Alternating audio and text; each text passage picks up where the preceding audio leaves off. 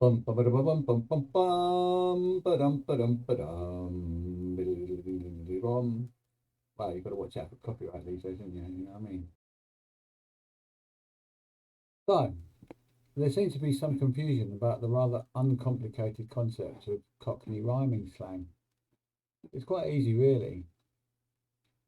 Hi, this is Mikey, and welcome to my YouTube channel. So, in this video, I'm going to try to explain a rather curious way that Londoners have of speaking, known as Cockney rhyming slang. Now, it's not your fault if you go to London for your holidays and you can't understand what local people are talking about, because even though the words seem like English, they might sound like complete gibberish. Don't worry, in this video, I will try to unravel at least some of it for you. Although it is changing and evolving all the time, but the basic concept stays the same. So, what is Cockney rhyming slang? It's basically a code to stop people understanding what you're talking about if you don't know the code. And of course, that's the whole idea of a code.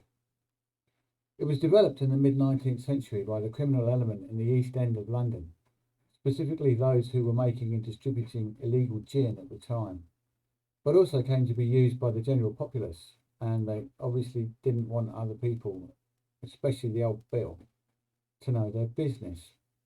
The old Bill were the police, so named because in the first years of their existence they didn't have uniforms, and so to distinguish themselves they carried a copy of the Bill of Parliament, which allowed them to make arrests and enforce the laws of the land. So, Cockney rhyming slang. But first, what is a Cockney? To most people who don't know, a Cockney is anyone from London, but really, to be a Cockney, you must have been born within earshot of the sound of Bow bells, which were the bells of a church in the East End of London called St Mary le Bow. And rhyming slang is fairly self-explanatory. Slang that rhymes. So how does it work? Easy, really. A general rule of thumb is that you take two words that have some kind of connection, however tenuous that connection might be. For instance, the most common ones are quite simple. Apples and pears, or loaf of bread.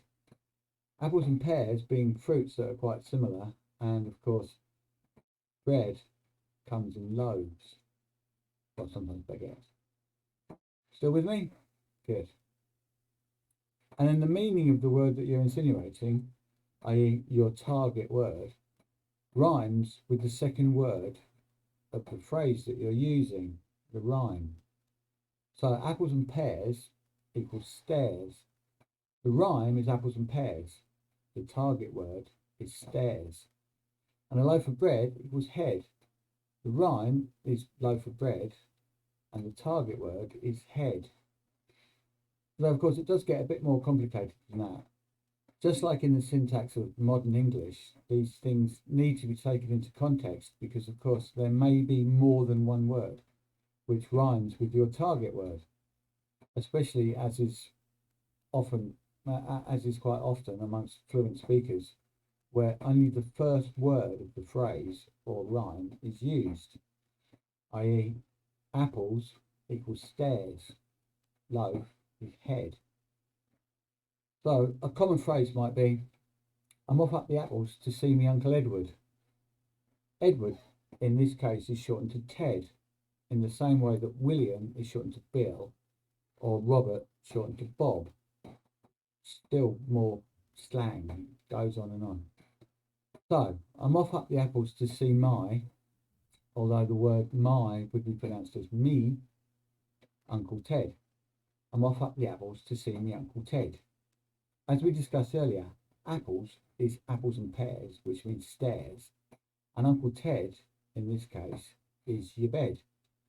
So the meaning, I'm off up the apples to see me Uncle Ted, is I'm going upstairs to bed. The word off, in this case, is just a way that Londoners speak, meaning going. Another example might be if someone who was faced with a conundrum was told to use their loaf. Use your loaf of bread, their head. to think about it. Use your loaf, mate. Use your head. Still with me? If not, watch that bit again because it's going to get more complicated from here on in. A good example of it being more complicated is when a rhyming slang term is used to describe another slang term, such as, for example, boozer. A boozer is a slang term for a public house or pub, an establishment for the serving and consumption of usually alcoholic beverages, a bar. So the rhyming slang for boozer is battle cruiser. What happens to one who spends too much time in a battle cruiser?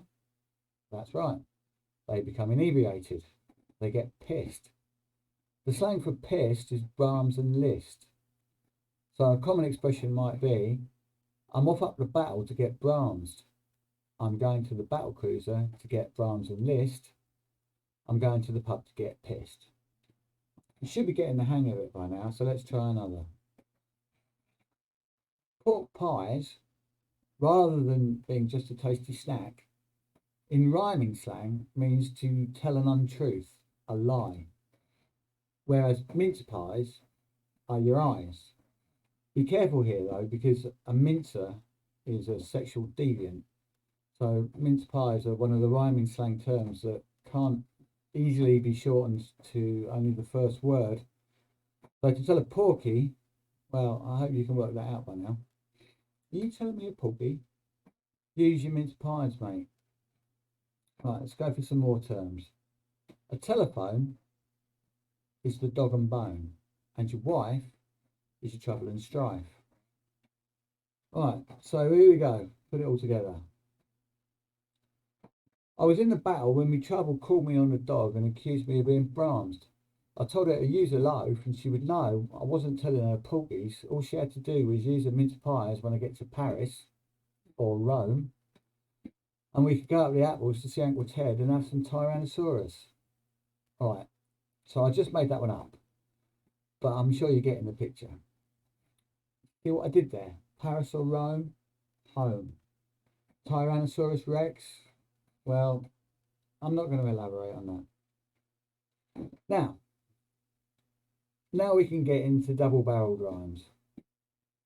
Aris means your bottom. The explanation is, Aris is short for Aristotle. Yeah, the Greek guy. Aristotle is rhyming slang for bottle. And you extrapolate that to bottle and glass, which is rhyming slang for your arse. So Aris equals Aristotle equals bottle equals bottle and glass is your arse. Another one. Alf is your hair. Originally, Barnet Fair was your hair, and still is, but shortened to just the first word Barnet. Oh, have you got a new Barnet? Meaning, have you had your hair done? And so Alf Garnett was a famous actor who was from the East End. And so now Alf Garnett rhymes with Barnet. And so Barnet Fair equals hair. How's your Alf? Looking good, mate. Simple, right? So, I went to the battle, got Brahms, fell on me Aris and messed up my Alf. Meaning, I went to the pub, got pissed, fell on my arse and messed up my hair. Not that I'm obsessed with going off to the battle and getting Brahms. It's just an example that we'd already used. Another example of double-barreled slang might be Barney Rubble from the Flintstones. Barney Rubble is trouble. Trouble and strife, wife. Don't want to get too much into this because I'm trying to keep it simple. So, some more popular terms. Alice's are your hands. No, not that Alice.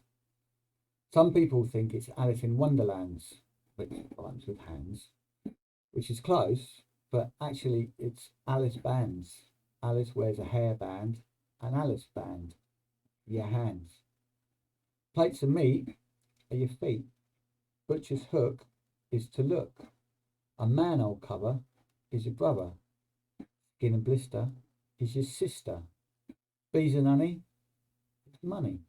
An oily rag is a fag, referring to a cigarette not the American meaning, which is a homosexual. Potato mould is cold, shortened just to taters, as in, oh, it's fucking taters in here, isn't it, mate? A kettle meaning it's cold in here. A kettle is a watch, dating back to when pocket watches were worn in a chain called a fob watch. So, kettle and fob, oh, sorry, kettle and hob, fob watch. People's names are also sometimes used as well, as in our previous example of Alf, where this is generally thought to be a bit of a cop-out, as it's really easy to find someone's name to rhyme with anything. Some common examples might be Richard Gere, the famous actor. Richard Gere meaning beer. Not to be confused with Richard III, who was the previous King of England. Richard III meaning turd. You can see where the context of the sentence is important to distinguish the meaning of the slang used here, although I'm off for Richard could be quite ambiguous. But if you're clutching your bottom when you say this and holding a roll of toilet roll, then the meaning should be quite clear. In one of the most popular examples, and admittedly this is completely contradicting what I said about people's names being a bit of a cop-out, a cup of Rosie is a cup of tea. Rosie Lee was a gypsy, and her name has been immortalised in Britain's favourite hot drink. So I hope this video has been some help to you if you're trying to understand Cockney Rhyming Slang. For more examples, you can of course look it up on Google, where you will find a plethora of examples and a whole bunch of different rhymes and meanings, because as I said before, it changes and evolves all the time. It's a very fluid form of language, and so some of the terms that are used here may be disputed by other people from different parts of the country, who would swear blind that this means that or that means the other, and that's great. It's quite a fluid concept, and different people use it in different ways. And I would challenge anybody to say that theirs is the only true and definitive way to speak in Cockney Rhyming Slang. And so I look forward to any comments you may care to leave below, however controversial or derogatory they may be. And if you want to argue a point on a more one-to-one level, then my email is mikeyharps@gmail.com, to which I'll leave a link below this vid. As always, I have been Mikey. If you made it this far, then thanks for listening, and I hope to see you in the next one. Thanks very much. Dun, dun, dun, dun, dun, dun, dun, dun, dun, dun, dun.